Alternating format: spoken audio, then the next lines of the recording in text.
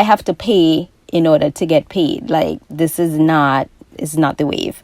And then also they cannot sneak around the rules. So they cannot send you a contract that waives the right of this act and make them void. So they can't say, well, we're not paying you in 30 days. We're paying you in 45 days. It's a law that they have to pay you in 30 days. And then also, always keep the payment records. If a hiring company is sent a complaint, it must provide a written statement and proof that the freelancer has been paid in full, or a written statement that they haven't and the reason why within 20 days. Even though this law is almost 2 years old, things are still changing. They're still figuring things out. And, that's good. And a lot of companies are trying to skate around the law. So it's important that we as freelancers know our rights going forward, because these companies definitely know what the law is, and they're going to try everything, in order to avoid it. So I have definitely made my mistakes. Now, I have not sent deal memos to clients, not knowing how and when I'm getting paid, yet still showing up to a job. Think about it. Like, those who work in traditional jobs show up on time every day, but they know exactly when and how they are getting paid. And freelancers should be following suit. And the thing is, I've had situations where, sometimes it's not one bulk job, it's a number of jobs that have not been paid.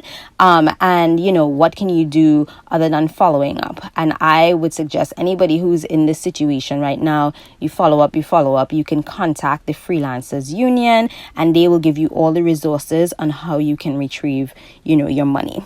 So what can we do going forward? One, always have a deal memo, a contract. Now, this would be more so for jobs that are your own. Deal memos are not something that's common, like when it comes to assisting and things like that. But always have a deal memo. And we're going to be having some resources available on lifeofamakeupartist.com in the near future to help with things like this. But my deal memo is just a one-pager. You don't want anything too long. And this should just be stating the details of the job, where you're going to be, how long, if there's overtime, arbitration laws, act of God, all these different things a deal memo should have is what you need to work with. And then also have the information and address of the hiring party. And of course, you will have that because you have a deal memo, and that's going to have that information on it. And then also, like I mentioned, reach out to the resources in the Freelancers Union, like the workshop that I went to. They have those every month. So if you live in New York City and you are not sure, you're still confused, you don't know how or what to do, you can reach out to the Freelancers Union and go to one of their workshops. They have them every single month. And also, I wanted to touch on two pages that I have come across. One is called Accountability Project on Instagram, and this is a page that has been shedding light on companies that have not been paying freelancers, and also those who have been abused and said, who hasn't gotten their pictures back. There was also another one called the shit list. But I realized recently that it was taken down, and, because of probably legal, I don't know what happened, where it went. And I don't know personally, I don't know who runs these pages, but it was good that there was a resource where you could be like, oh, this company doesn't, this person doesn't.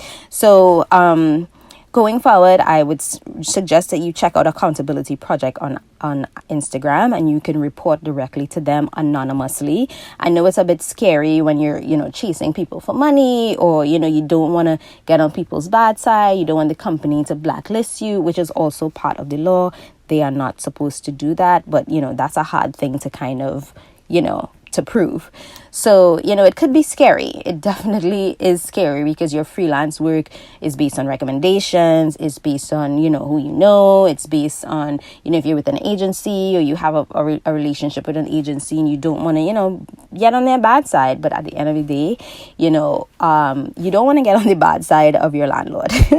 So we're gonna have to get this together, and hopefully, in the years to come, things get better for freelancers, because time and time again the stories are not necessarily changing. But with this act, they were able to recoup $250,000 in lost wages because of this act alone. So this is very, very important. It is not water under a bridge, like, oh, it's only X amount of dollars, it's fine. Not at all. If you've worked, you deserve to get paid.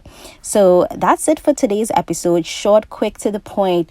And if you guys have any requests or questions, be sure to hit us up on Instagram at The Life of a Makeup Artist. And I will see you guys in the next episode.